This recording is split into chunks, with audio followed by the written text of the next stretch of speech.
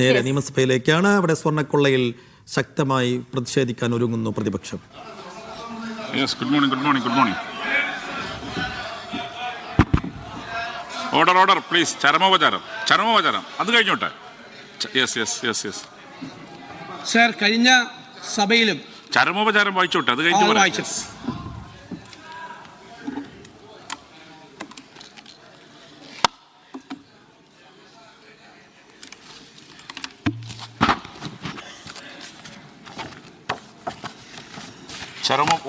ചരമോപചാരം. Shri Babu M Palissery. Kerala രാഷ്ട്രീയത്തിലെ നിറസാന്നിധ്യവും മുൻ MLA-യുമായ Shri Babu M Palissery 2025 October 14 അന്തരിച്ചു. തൃശൂർ ജില്ലയിലെ കൊരട്ടിക്കരയിലെ രാമൻ നായർ അമ്മിണിയമ്മ ദമ്പതികളുടെ മകനായി 1958 മെയ് 13 ജനനം. കുന്നംകുളം നിയോജകമണ്ഡലത്തെ പ്രതിനിധീകരിച്ച് 12-13 നിയമസഭകളിൽ അദ്ദേഹം അംഗമായിരുന്നു. 1980 DYFI രൂപവൽക്കരിച്ചപ്പോൾ കൊരട്ടിക്കരയിലെ പ്രഥമ യൂണിറ്റ് പ്രസിഡന്റായി പൊതുപ്രവർത്തന രംഗത്തേക്ക് എത്തിയ അദ്ദേഹം തൃശൂർ ജില്ലയിലെ യുവജന പ്രസ്ഥാനത്തെ കെട്ടിപ്പടുക്കുന്ന നിർണായക പങ്കുവഹിച്ചു. DYFI സംസ്ഥാന എക്സിക്യൂട്ടീവ് അംഗം, CPIM Kunnamkulam area secretary, CPIM Thrissur ജില്ലാ സെക്രട്ടേറിയറ്റ് അംഗം, ഗ്രന്ഥശാല സംഘം ജില്ലാ പ്രസിഡന്റ്, CITU തൃശൂർ ജില്ലാ joint secretary, Kerala Kalamandalam executive board അംഗം, കേരള കരാട്ടെ അസോസിയേഷൻ ജില്ലാ പ്രസിഡന്റ് തുടങ്ങി സാംസ്കാരിക, തൊഴിലാളി, കായിക മേഖലകളിലെല്ലാം അദ്ദേഹം സജീവ പങ്കാളിയായിരുന്നു. ജനകീയ പ്രശ്നങ്ങളിൽ വിട്ടുവീഴ്ചയില്ലാത്ത നിലപാടുകൾ സ്വീകരിച്ചിരുന്ന അദ്ദേഹം സാധാരണക്കാരുടെ പ്രശ്നങ്ങൾ നിയമസഭയിൽ ഉറച്ച ശബ്ദത്തോടെ അവതരിപ്പിച്ചു. നിയമസഭയിൽ ഇടപെടലുകളിലൂടെ അദ്ദേഹം കുന്നംകുളത്തിൻ്റെ വികസനത്തിന് അടിത്തറയിട്ടു. വായനയെയും എഴുത്തിനെയും സ്നേഹിച്ചു. സാംസ്കാരിക പ്രവർത്തനം കൂടിയായിരുന്നു അദ്ദേഹം. ജനകീയാസൂത്രണ പ്രസ്ഥാനത്തിലും സഹകരണ മേഖലയിലും അദ്ദേഹം നൽകിയ സംഭാവനകൾ ശ്രദ്ധേയമാണ്.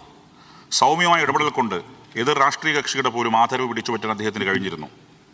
ലളിതമായ ജീവിത ശൈലിയും ജനങ്ങളുടെ ഊഷ്മളമായ പെരുമാറ്റവും ബാബു എം പാലിശ്ശേരിയെ വേറിട്ട് നിർത്തി. ബാബു എം പാലിശ്ശേരിയുടെ വിയോഗം കേരളത്തിലെ ഇടതുപക്ഷ പ്രസ്ഥാനത്തിനും തൃശൂർ ജില്ലയിലെ സാമൂഹിക സാഹിത്യ മണ്ഡലത്തിന് നികത്താനാവാത്ത നഷ്ടമാണ്. അച്ചടക്കവും വിനയവും കൈമുതലാക്കിയ ജീവിതം വരും തലമുറയെ രാഷ്ട്രീയ പ്രവർത്തകർക്ക് എന്നും ഒരു പാഠപുസ്തകമായി നിലനിൽക്കും. ശ്രീ MR രഘുചന്ദ്രപാൽ. കേരളത്തിലെ മുൻ എക്സൈസ് വകുപ്പ് മന്ത്രിയും മുതിർന്ന കോൺഗ്രസ് നേതാവുമായിരുന്ന ശ്രീ MR രഘുചന്ദ്രപാൽ 2025 നവംബർ 8 അന്തരിച്ചു. 1950 മാർച്ച് 12 തിരുവനന്തപുരം ജില്ലയിലെ കാഞ്ഞിരംകുളത്ത് M. രാഘവൻ നാടാർ കമലാഭായി ദമ്പതികളുടെ മകനായി ജനിച്ചു. കോവളം, പാറശാല മണ്ഡലങ്ങൾ പ്രതിനിധീകരിച്ച് സഭയിൽ അംഗമായിരുന്നു. വിദ്യാർത്ഥി രാഷ്ട്രീയത്തിലൂടെയാണ് രഘുചന്ദ്രപാൽ രാഷ്ട്രീയ രംഗത്തേക്ക് കടന്നു വന്നത്. നിയമപഠനത്തിന് ശേഷം മുഴുവൻ സമയ രാഷ്ട്രീയ പ്രവർത്തകനായി. 1980 നിയമസഭാ തെരഞ്ഞെടുപ്പിൽ കോവളം മണ്ഡലത്തിൽ നിന്നും ജയിച്ചുകൊണ്ടാണ് അദ്ദേഹം പാർലമെന്റ് രംഗത്തേക്ക് പ്രവേശിച്ചത്. തുടർന്ന് 1991 പാറശാല മണ്ഡലത്തിൽ നിന്നും നിയമസഭയിലേക്ക് തിരഞ്ഞെടുക്കപ്പെട്ടു. 91-95 കാലഘട്ടത്തിൽ K. കരുണാകരൻ മന്ത്രിസഭയിൽ എക്സൈസ് വകുപ്പ് മന്ത്രിയായി പ്രവർത്തിച്ചിരുന്നു. കാഞ്ഞിരംകുളം ഗ്രാമപഞ്ചായത്ത് പ്രസിഡന്റ് നിലയിലും അദ്ദേഹം സ്തുത്യർഹമായ സേവനം അനുഷ്ഠിച്ചിട്ടുണ്ട്. മന്ത്രി പദവിയിലിരിക്കെ എക്സൈസ് വകുപ്പിൽ കാതലായ മാറ്റങ്ങൾ വരുത്താൻ അദ്ദേഹത്തിന് സാധിച്ചു. കോവള, പാറശാല മണ്ഡലങ്ങളുടെ വികസനത്തിൽ അദ്ദേഹം നൽകിയ സംഭാവനകൾ നിസ്തൂലമാണ്. സാംസ്കാരിക രംഗങ്ങളിലും സജീവമായിരുന്നു അദ്ദേഹം. നാടകങ്ങൾ രചിക്കുകയും അഭിനയിക്കുകയും ഗാനങ്ങൾ എഴുതുകയും ചെയ്തിട്ടുണ്ട്. KNM arts and science college chairman എന്ന നിലയിൽ വിദ്യാഭ്യാസ രംഗത്തും പ്രവർത്തിച്ചു.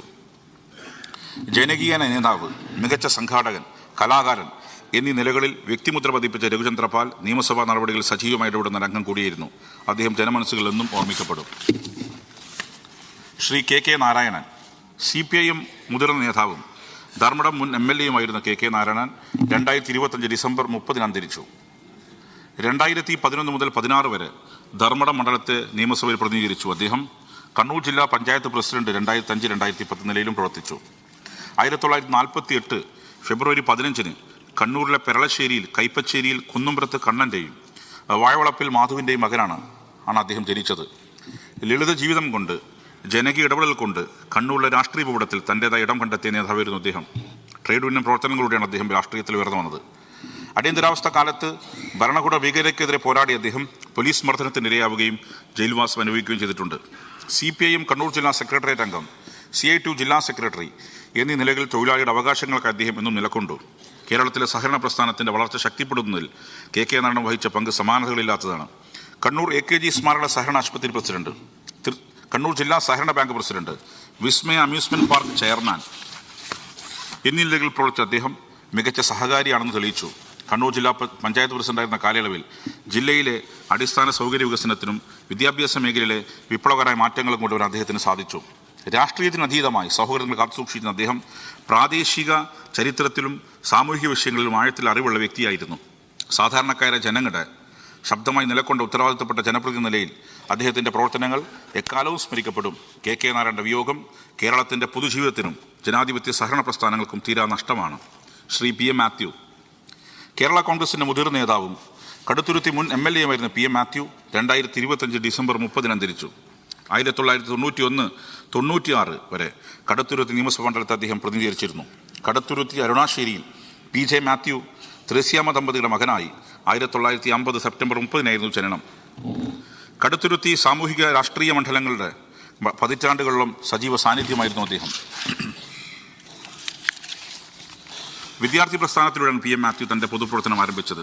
KSC സംസ്ഥാന പ്രസിഡന്റായും യൂത്ത് ഫ്രണ്ട് സംസ്ഥാന പ്രസിഡന്റായും പ്രവർത്തിച്ചിട്ടുണ്ട്. ബിരുദ പഠനത്തിന് ശേഷം നിയമപഠനവും പൂർത്തിയാക്കിയ അദ്ദേഹം യുവജന പ്രസ്ഥാനങ്ങളിൽ പ്രവർത്തിക്കുമ്പോൾ തന്നെ ജനകീയ പ്രശ്നങ്ങളിൽ സജീവമായി ഇടപെട്ടിരുന്നു.